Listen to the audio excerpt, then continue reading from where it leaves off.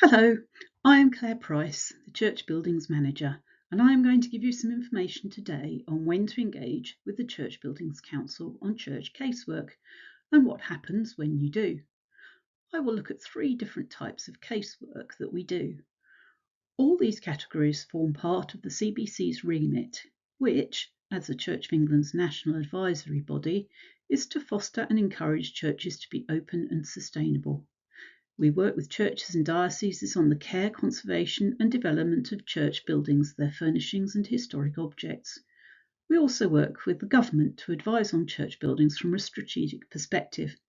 The CBC's membership is made up of all sorts of experts in fields such as architects and art historians, archdeacons, and numerous experts on all aspects of church buildings and their use for mission.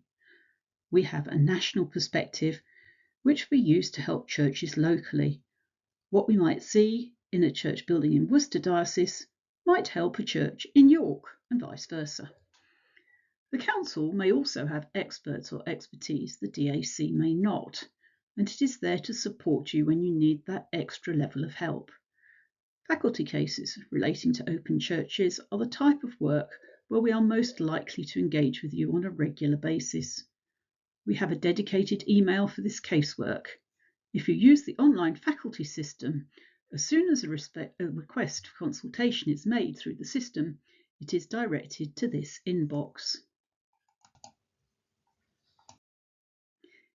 If you're not using the online faculty system, or if it's a case which isn't on the OFS for some reason, you can send it to us directly on this catchy and easily remembered address, CCB Consult Church Buildings Council at churchofengland.org.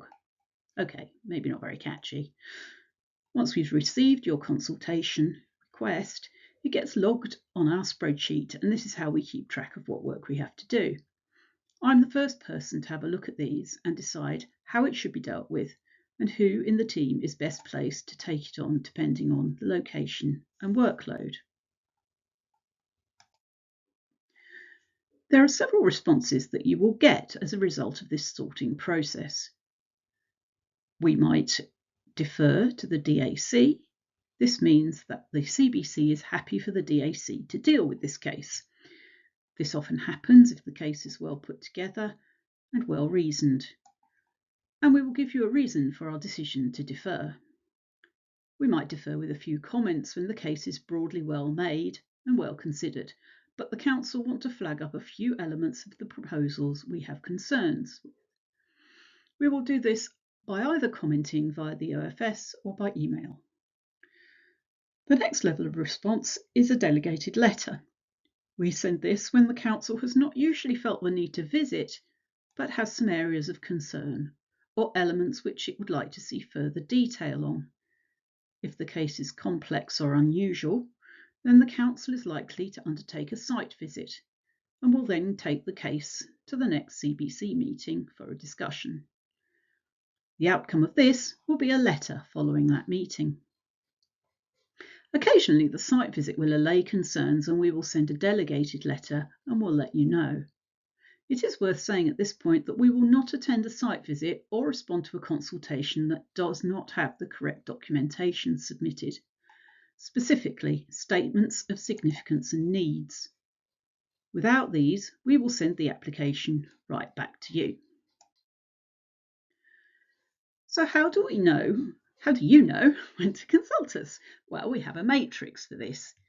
In the broadest of terms, we expect to see pretty much anything that's happening in a Grade 1 listed building which has an impact. Most things are happening in a Grade 2 star listed building, but only the really, really unusual works in a Grade 2 listed building. We do very occasionally get consulted on unlisted buildings. If it's something really unusual or something on which you would like a second opinion, please do feel free to reach out and see if we can help on these. There are inevitably rules for certain things on which you must consult us. These are cases involving the conservation, alteration, disposal or introduction of an article of special historical, archaeological or artistic interest, or also on new works of art. Other things which should prompt referral are things which are novel or unusual or may set a precedent. The Council is always interested in situations which generate useful knowledge and experience that can be disseminated to other DACs, where there are widely differing views. If a case is difficult and you can't come to a consensus, or it is a case where the DAC cannot provide expert advice, perhaps because you don't have a Bells advisor at the moment, for example, we are here to help. It's better to consult us and for us to defer than for the Chancellor to have to consult us at a later stage. If it doesn't fall into any of these categories that have been mentioned, which it may well do, because let's face it, no two applications are ever the same, and you want us to have a look at it, please do get in touch. So how long is it going to take for us to reply?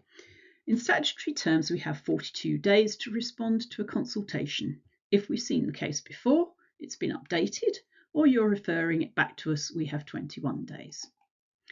If it's a pre-formal consultation, we will do our best to get back to you within 30 days, but that's not always possible, so we aim for 42 days at the latest.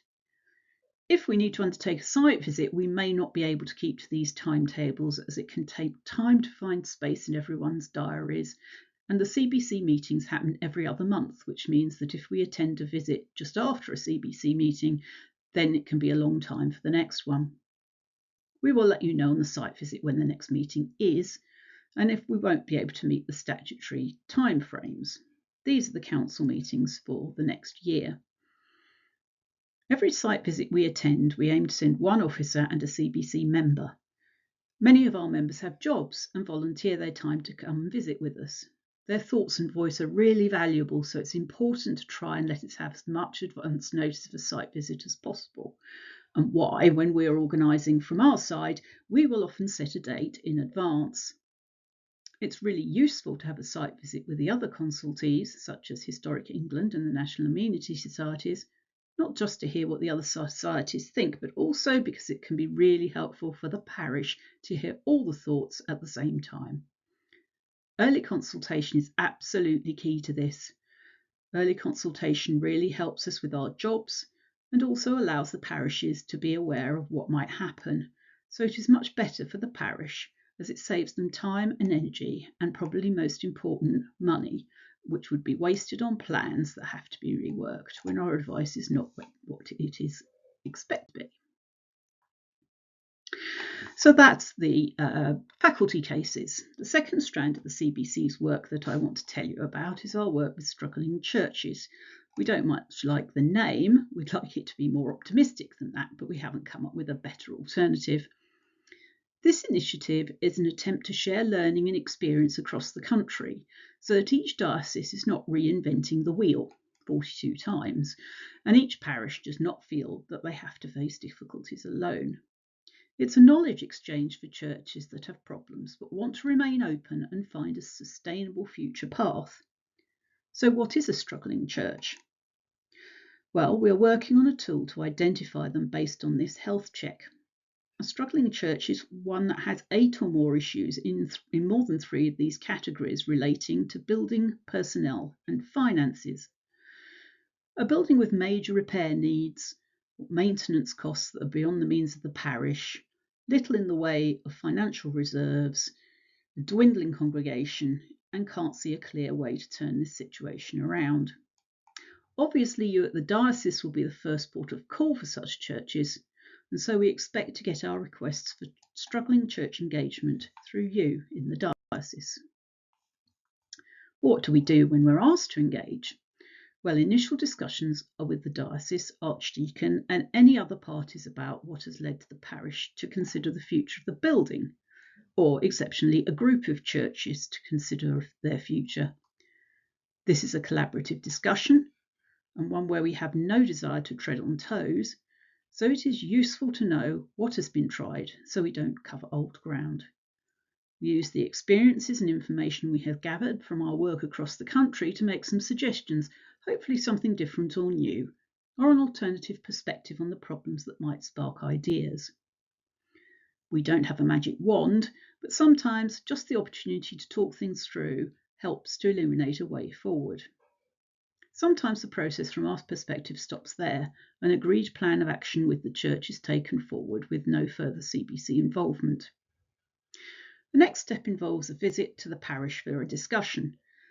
It is important to see members of the PCC in their church building and just try to get a really good feel for where they are and what is going on. We all found out about the situation locally as well, what other churches are close, how they are doing too. Basically, as much context as possible. Often the wider community can be engaged, grants found for works to buildings, guidance given through further informal discussion after the visit. It is useful if this can be a formal meeting with a delegation from the CBC and other stakeholders, including the relevant amenity societies and Historic England, to discuss the way forward.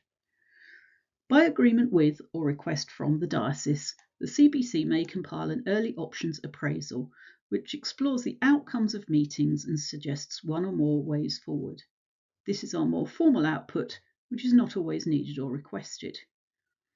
If the above steps are not successful or realistic, another way forward is not obvious, we will advise compiling a church buildings report. So the church buildings report is the area where the CBC is involved when the church is closing. As you will be aware, there is a formal process for closing a church governed by church law and managed by the diocese. The council are involved early in the process when it is asked to prepare a church buildings report. This is a report that we prepare to a standard format which includes a detailed survey and description of the building, details of existing protections, for example, listings, an assessment of the significance of the church, its furnishings, and the churchyard.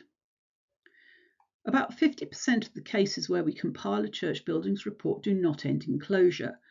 The process can sometimes lead to new ideas and opportunities for a sustainable use of the building, or it may lead to a solution which involves sharing the building for worship and other uses. If the decision is made to close, then the church commissioners and the diocese will seek new use for the church building and a suitable buyer to take it on. The Church Buildings Council has an important role to advise on the heritage implications of this. We have a dedicated committee to identify what is special about a church that ought to be preserved after worship has ended and the building has passed out of the care of the congregation. This is informed by further detail added to the church buildings report in our early advice. It considers appropriate uses and advises on the impact of the building. We also provide advice on proposed schemes for alteration or conversion for closed churches. So thank you for listening to my quick canter through our church's casework. I realise that there's a lot to digest, and I'm really looking forward to seeing you on the May the 16th and answering any questions that you have after watching this. Thanks again, and bye for now.